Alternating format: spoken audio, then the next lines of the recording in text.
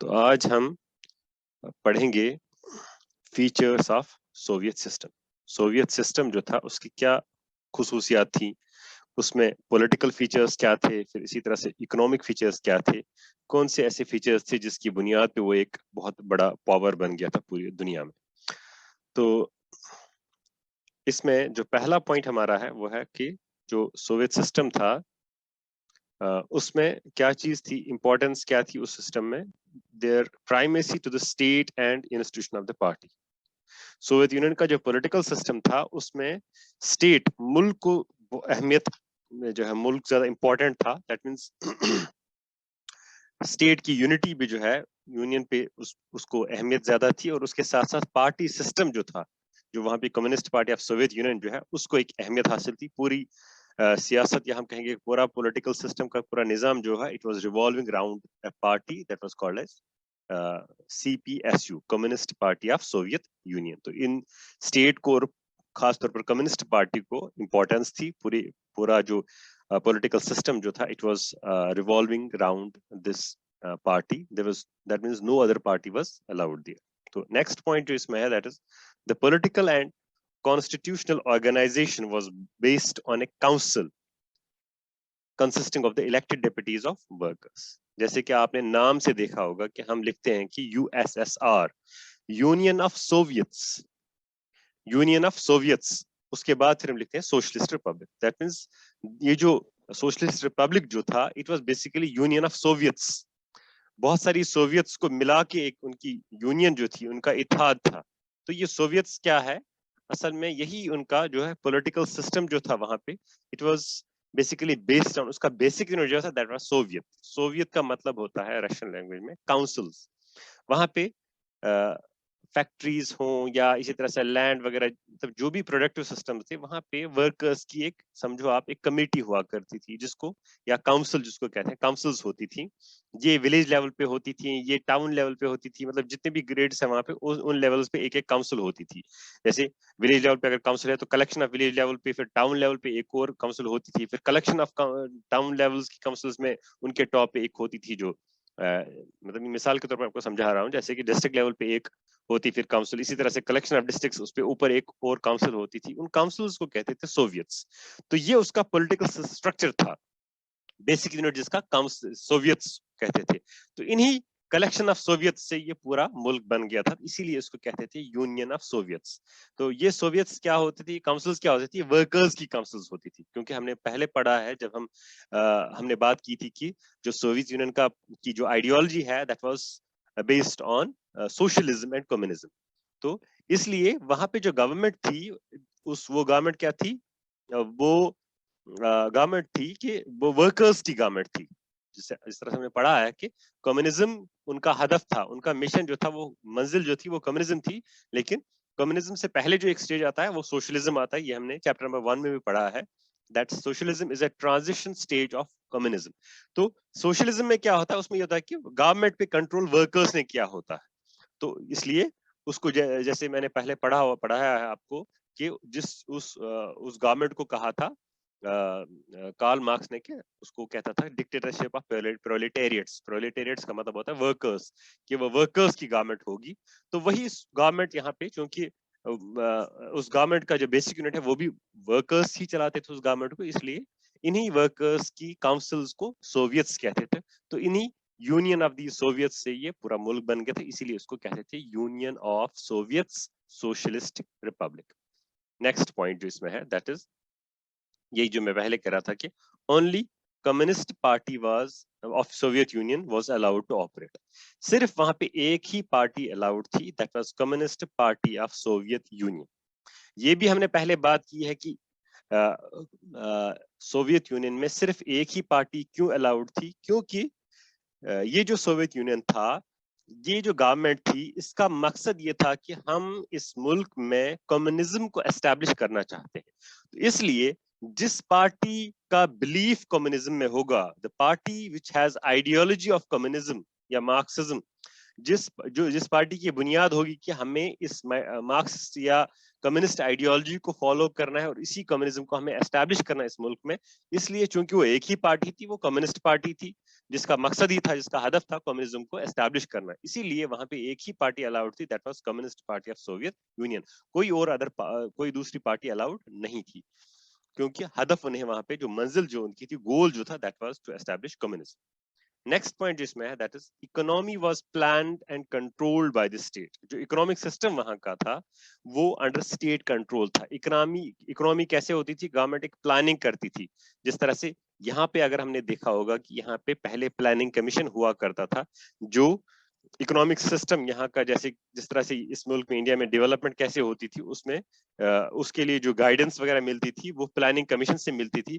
وہ ہر 5 سال کے لیے پلان بناتے تھے کہ ان 5 سالوں میں ہمیں کیا کیا ڈیولپمنٹس کرنی ہے, کہاں پہ کنسٹرکشنز کرنی ہے, کہاں پہ بریجز بنانے ہیں, کہاں پہ کون سی ڈیمز بنانی ہے اس ان نیکسٹ 5 ایئرس میں. وہ جو پلاننگ سسٹم یہاں پہ ہوا کرتا تھا وہ اصل میں سوویت یونین سے ہی کاپی کیا گیا تھا, وہیں سے دیکھا گیا تھا, کیونکہ سوویت یونین میں چونکہ اکنامک سسٹم جو ہے وہ پورا گورنمنٹ کے کنٹرول میں تھا, اس لیے سوویت اکانومی بھی جو تھی اس کے لیے بھی جو وہاں پہ جو بھی ڈیولپمنٹل ایکٹیویٹیز ہوتی تھی وہ سب گورنمنٹ کنٹرول کرتا تھا, اور اس کا جو سسٹم نظام انہوں نے بنایا تھا وہ پلاننگ کا نظام بنایا تھا. پلاننگ کہ مطلب 5 سال کے لیے ہمیں کون سی ڈیولپمنٹ کرنی ہے, اس کے لیے ایک پلاننگ کا سسٹم ہوا کرتا تھا. کہ پلاننگ کا مطلب یہ ہوتا ہے کہ آپ جب بھی کوئی چیز کرتے ہو تو یو پلان تھنگس. آپ یہ دیکھتے ہو کہ ہمارے پاس کیا ریسورسز اویلیبل ہے, ہمارے پاس کیا مٹیریل ریسورسز اویلیبل ہے, ہمارے پاس کیا ہیومن اسکل اویلیبل ہے. مٹیریل ریسورس کی میں مطلب ہمارے پاس کیا مٹیریل اویلیبل ہے, پیسہ کتنا ہے, اسی طرح سے اس کے لیے ہمیں لیبر وغیرہ کتنا چاہیے.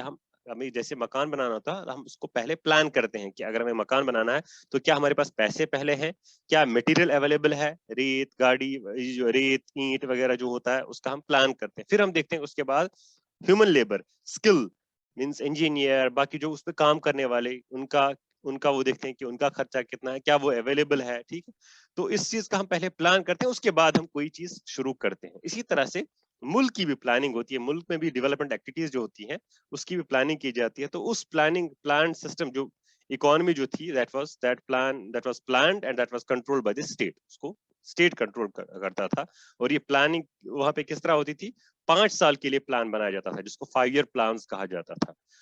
تو دس از what we call as this economy was planned. اور اس کے بعد جو نیکسٹ اس میں ہے that means of production and distribution.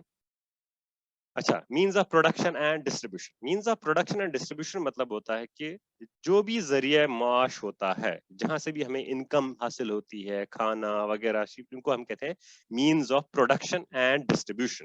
ٹھیک, جس میں ایگزامپل میں نے کہا بھی ہے جیسے زمین ہے, کیونکہ آپ کا کھانا وغیرہ جو چاول وغیرہ وہ کہاں سے اگتا ہے, وہ زمین سے اگتا ہے. تو یہ مینز آف پروڈکشن, یہ ایک ذریعہ ہے جہاں سے ہم پروڈیوس کرتے ہیں, پیداوار حاصل ہوتی ہے. اسی طرح سے فیکٹریز, کیونکہ ہمارے بہت سارے فنشڈ پروڈکٹ جو ہے وہ فیکٹریز سے آتے ہیں. آپ کے گھر میں جتنی بھی چیزیں ہیں وہ فیکٹری سے آتی ہیں, پلیٹ سے لے کے ہر ایک چیز سے, سوئی سے لے کے سب ایک چیز فیکٹریز, ان کو ہم کہتے ہیں فیکٹری کو, اس لیے ہم کہتے ہیں مینز آف پروڈکشن. ٹھیک ہے, اینڈ ادر پروڈکٹیو ایسٹس. اور پھر اور بھی جو بھی پروڈکٹیو ایسٹس ہیں ان سب کو, وہ جو ساری جو چیزیں تھے, لینڈ ہے, فیکٹریز ہے, اور بھی کوئی بھی اور پروڈکٹیو ایسٹس ہیں, they were under this state control. ان پہ کنٹرول کس کا تھا, وہ ملک کا کنٹرول تھا. مطلب یہاں پہ ہے کہ وہاں پہ پرائیویٹ پراپرٹی نہیں تھی. وہاں پہ آپ کو جیسے یہاں پہ پرائیویٹ کمپنیز ہیں, آپ کو جیو جو ہے وہ امبانیز, اسی طرح سے آپ کے ٹاٹاز اور برلاز یہاں پہ ہیں. وہاں پہ یہ چیز الاؤڈ نہیں تھا. وہاں پہ سارے یہ جو کمپنیز ہیں یا لینڈ ہے, وہاں پہ پرائیویٹ فارمنگ نہیں ہوتی تھی, وہاں پہ کلیکٹیو فارمنگ ہوتی تھی. مطلب زمین جو ہے جہاں سے پیداوار ہوتی ہے وہ ساری زمینیں گورنمنٹ کے کنٹرول میں ہوتی تھی. جس طرح سے لوگ فیکٹریز میں ملازمت کرتے ہیں, اسی طرح سے زمینوں پہ بھی لوگ ملازم ہوا کرتے تھے, اور وہ وہاں پہ کام کرتے تھے, اور اس کام کی ان کو تنخواہ ملتی تھی ملک سے. اس لیے ان ساری چیزوں کو جو ہے کنٹرول میں اسٹیٹ کیا ہوا تھا, اس کو گورنمنٹ کے کنٹرول میں ساری چیزیں تھی. نیکسٹ پوائنٹ جس میں ہے وہ اب ہم دیکھیں گے کہ وہاں کا جو اکنامک اسٹرکچر جو تھا, ٹھیک, ان کا اسٹینڈرڈ آف لیونگ کیسا تھا, وہاں پہ کیا کیا فیسلٹیز اویلیبل تھی. پہلا جو یہ پورشن اس میں ہے, یہ جو دس پرائمری یہاں سے لے کے جو اس پوائنٹ تک جو میں یہ کہہ رہا تھا, پہلا اس میں یہ تھا کہ پولیٹیکل اسٹرکچر کیسا تھا, پولیٹیکل سسٹم کیسا تھا, اکنامک سسٹم کس کے کنٹرول میں تھا. تو یہ ایک تھیوریٹیکل پارٹ اس کا تھا. اب ہم دیکھیں گے کہ پریکٹیکلی کیا کیا فیسلٹیز وہاں پہ اویلیبل تھی.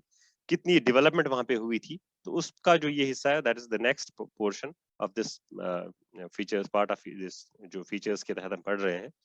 اس میں یہ چیز ہے کہ USSR had a vast network of communication.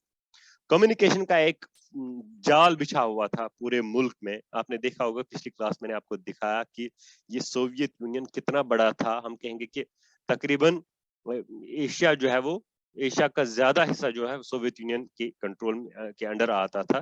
تو اتنا واسٹ نیٹ ورک جو ایشیا سے لے کے یورپ تک پھیلا ہوا تھا یہ سوویت یونین. لیکن اس میں یہ تھا کہ اگرچہ اور اگر آپ دیکھیں گے بھی جیوگرافی میں اگر دیکھیں گے کہ آپ دیکھیں گے اس میں کافی ٹائم زونز آتے ہیں.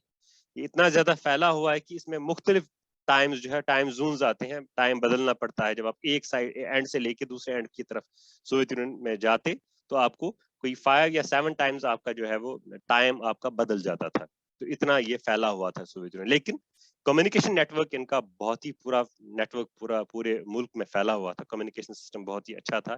اسی طرح سے huge generation of resources energy resources کا مطلب ہے کہ آئل ہے آپ کا آئرن اسٹیل وغیرہ.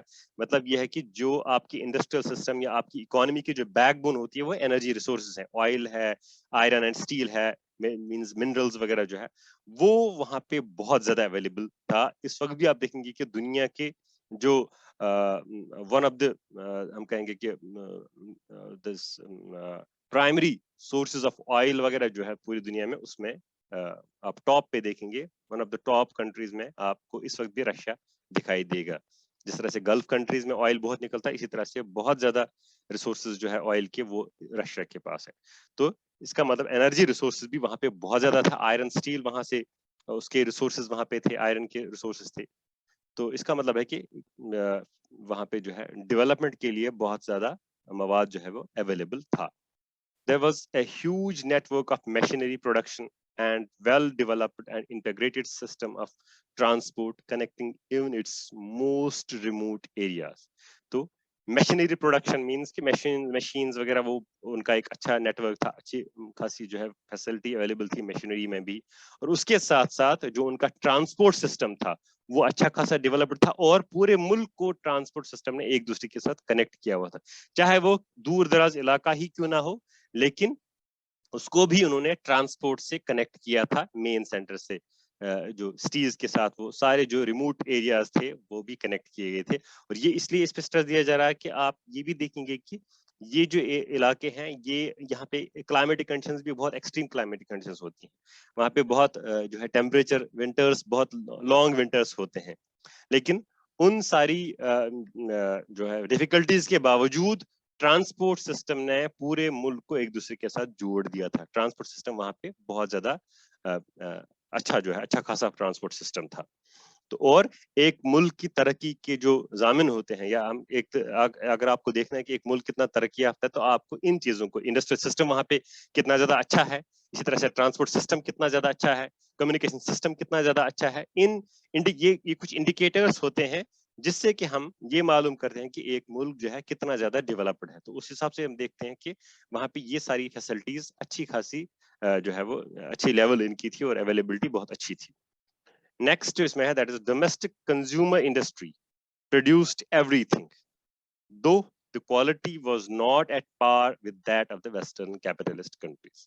دیکھیے ویسٹرن کیپٹلسٹ کنٹریز جو ہے وہ وہاں کا اگر دیکھیں گے ہم وہاں کے آئرن وغیرہ جو ہے آئرن سٹیل وغیرہ اس کی کوالٹی اگر اچھی تھی لیکن پھر بھی ہم سوویت یونین کا یہ دیکھیں گے کہ جو ان کا کنزیومر انڈسٹری جو ان کی تھی وہ بہت ہی اچھی تھی اس حساب سے کہ وہ ہر ایک چیز وہاں پہ اویلیبل ہوتی تھی. کنزیومر انڈسٹری مینس کہ یہاں پہ وہ چیزیں جو آپ کی روزمرہ ضروریات کی جو ہے ضرورت زندگی ہیں, جیسے ہم کہیں گے کہ ایک سوئی جو ہے سوئی سے آپ جو سوئی دھاگا جو ہے دس از بیسک نیڈ, اور یہ بھی سوئی بھی کہاں بنتی ہے انڈسٹری میں بنتی ہے. اور یہ جو چیزیں ہوتی ہیں ان کو ہم کہتے ہیں کنزیومر گڈس جو آپ کی روزمرہ ضروریات زندگی کے لیے ضروری ہیں ان کو ہم کہتے ہیں کنزیومر گڈس. تو کنزیومر گڈس وہاں پہ جو یہ ڈومیسٹک کنزیومر گڈس ہے جو آپ کے گھر پہ ضروریات زندگی ہیں وہ اویلیبل وہاں پہ تھی, ہر ایک چیز بنتی تھی وہاں پہ جس کو ہم کہتے ہیں کہ سوئی داغا بھی جو ہے وہ وہاں سے لے کے وہ بڑی سے بڑی مشینری بھی وہاں وہ اپنے ہی ملک میں بناتے تھے. اس کے لیے انہیں کسی چیز کو ایکسپورٹ کرنے کی ضرورت نہیں پڑتی تھی, ساری چیزیں ان کا جو انڈسٹریل سسٹم تھا وہ ہر ایک چیز اویلیبل کرتا تھا. لیکن یہ صرف یہ تھا کہ اس کی کوالٹی उस लेवल की नहीं होती थी जिस लेवल की जो कैपिटलिस्ट कंट्रीज जो थी, यूनाइटेड स्टेट्स, फ्रांस वगैरह जो है, जितनी उनकी क्वालिटी हुआ करती थी उस लेवल की क्वालिटी यहाँ पे नहीं हुआ करती थी, लेकिन यह है कि अवेलेबिलिटी हर एक चीज की हुआ करती थी।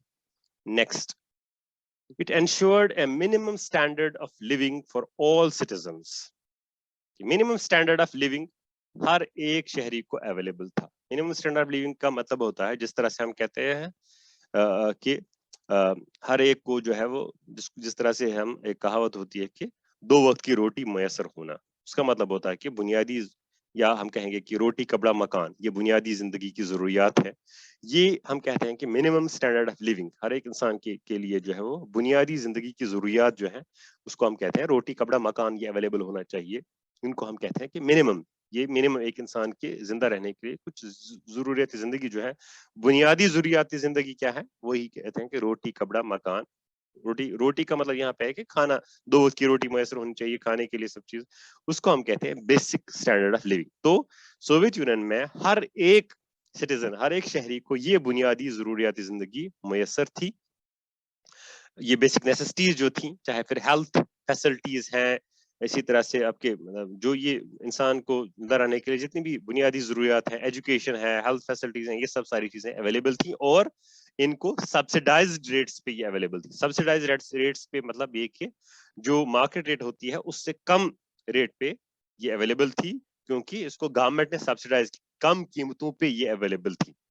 इसको हम कहते हैं कि वो सब्सिडाइज्ड रेट्स पे अवेलेबल थी। तो बुनियादी जरूरियात जिंदगी को मैसर करना, गवर्नमेंट ने इस पे ज्यादा ध्यान दिया था कि हर एक इंसान को जिंदगी की जो बुनियादी जरूरियात हैं वो हर एक इंसान को अवेलेबल होनी चाहिए। बुनियादी फैसिलिटीज, चाहे वो एजुकेशन है, चाहे वो हेल्थ फैसिलिटी है, चाहे वो फूड, क्लोथिंग, शेल्टर है, ये सारी चीजें हर एक इंसान को मैसर होनी चाहिए। नेक्स्ट जो इसमें है फीचर्स में, that is unemployment did not exist.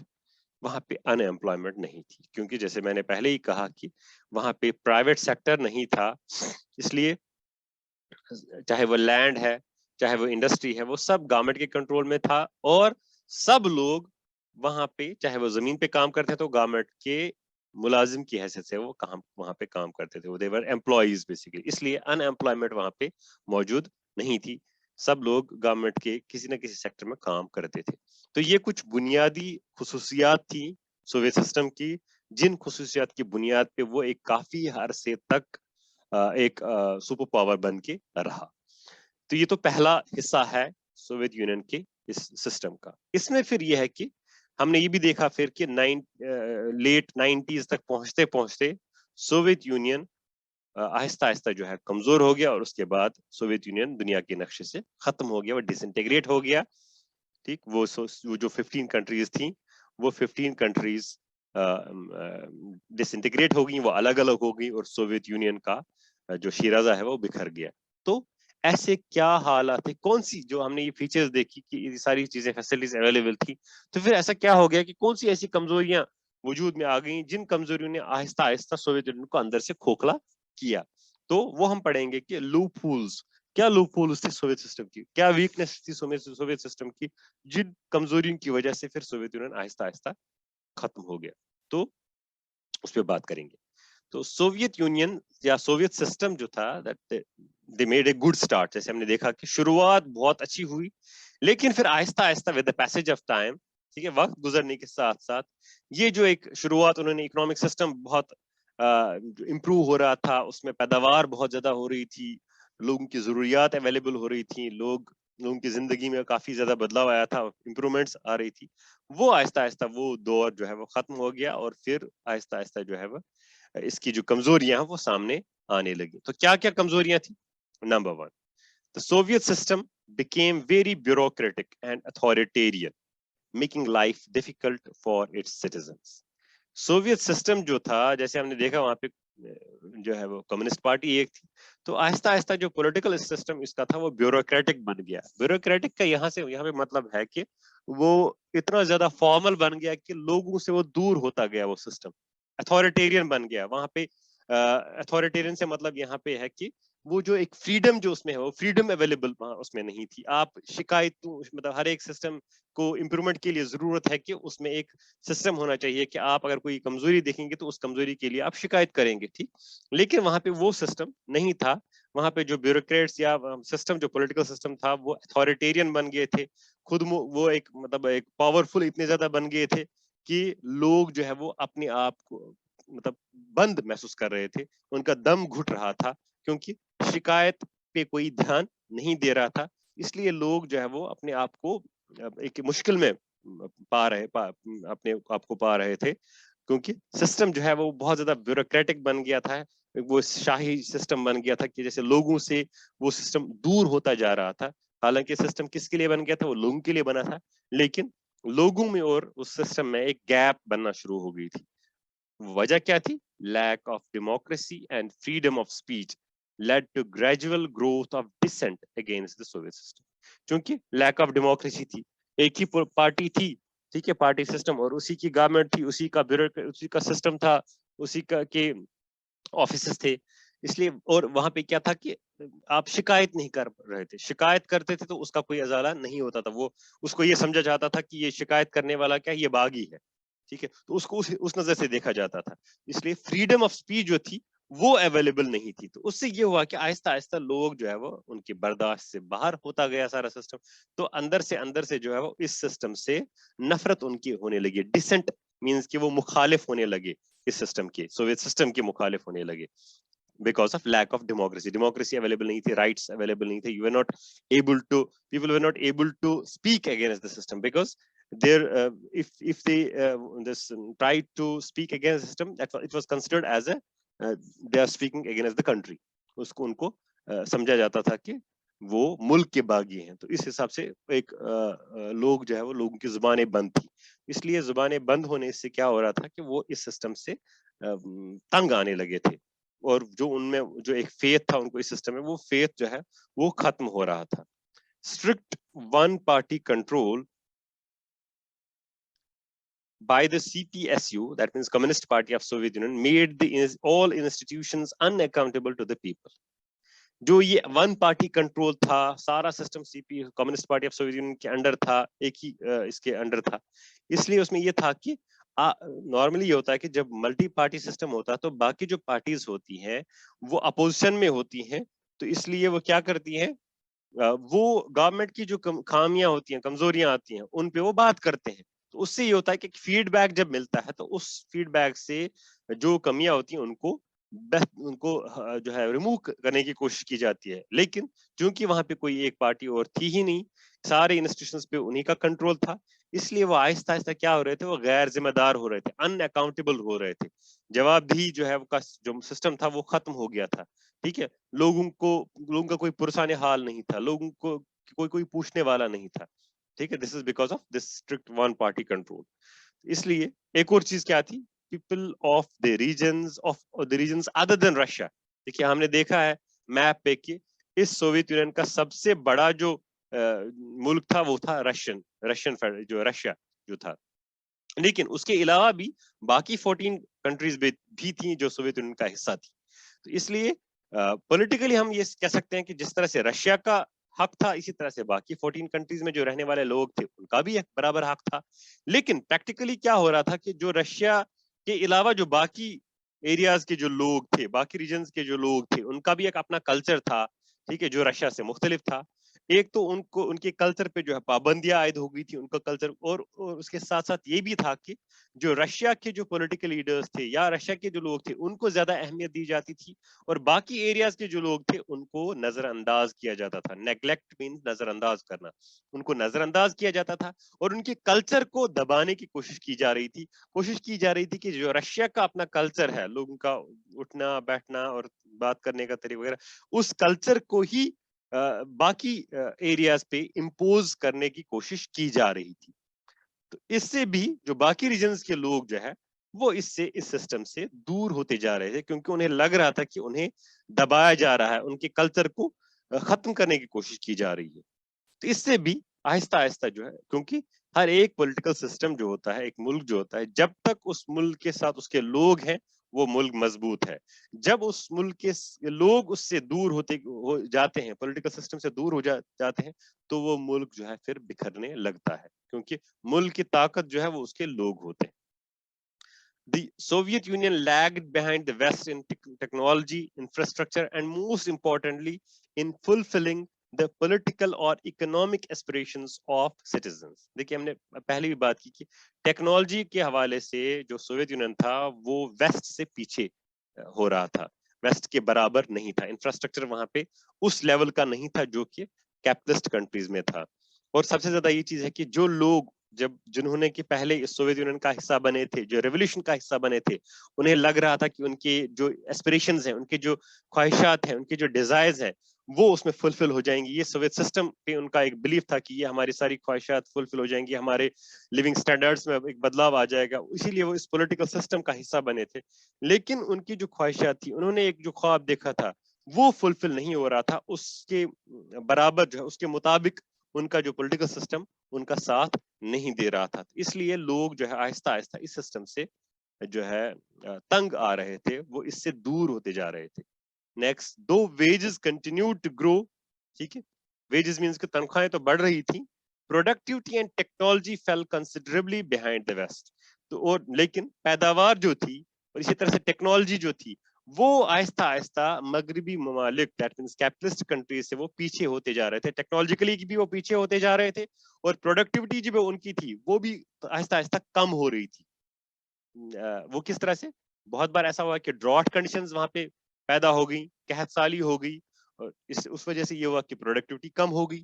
اب چونکہ اس میں لوگوں کی آبادی بھی بڑھ رہی تھی، لوگوں کی ضروریات بھی بڑھ رہی تھی، لیکن اس کو میچ ان کا جو ہے پروڈکٹیو سسٹم اس کو میچ نہیں کر پا رہا تھا. اس لیے وہاں پہ آہستہ آہستہ پہلے تو یہ ہوا کہ جو اکنامک سسٹم پہلے بہت ہی بوم ہو رہا تھا، گرو کر رہی تھی اکانومی، وہ آہستہ آہستہ اس میں ٹھہراؤ آ گیا، وہ اسٹیگنیٹ ہو گیا. اس اسٹیگنیٹ کے بعد وہ نیچے گرنا شروع ہو گیا، مطلب ان کی پروڈکٹیوٹی کم ہوتی گئی اور جو ویجز جو ہے وہ بڑھتے جا رہے تھے، لیکن اس کو فلفل کرنے کے لیے گورنمنٹ کی جو ہے ریسورسز وہ کم پڑ رہے تھے. اس لیے پھر انہیں پھر آہستہ آہستہ کیا کرنا پڑا، انہیں پھر ایکسپورٹس کرنا پڑا.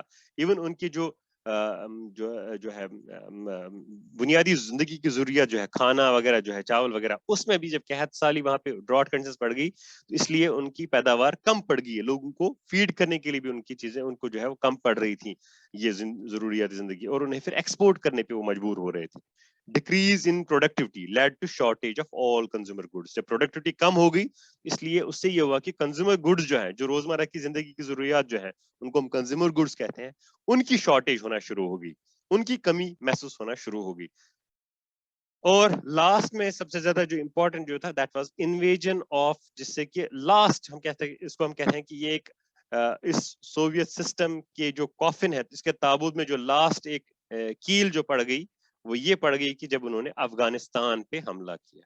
انویژن آف افغانستان ان 1979، جب سوویت یونین کی فوجیں افغانستان میں گھسی 1979 میں، اور سب نے یہ ایک کہاوت ہے، یہ ایک تاریخ کا، یہ اگر ہم دیکھیں گے تاریخ سے ہمیں پتہ چلتا ہے کہ جو بھی افغانستان میں گھسا ہے تو وہاں سے وہ اپنی مرضی سے وہ وہاں پہ گھسے ہیں، لیکن نکلے وہ اپنی مرضی سے نہیں ہے. اس کو کہا جاتا ہے کہ یہ گریو یارڈ آف مینی امپائرز. یہ جو افغانستان ہے اس کو کہا جاتا ہے کہ قبرستان بہت سارے ایسے امپائرز ہیں جو یہاں پہ آگے اور وہ یہیں پہ ختم ہو گئے.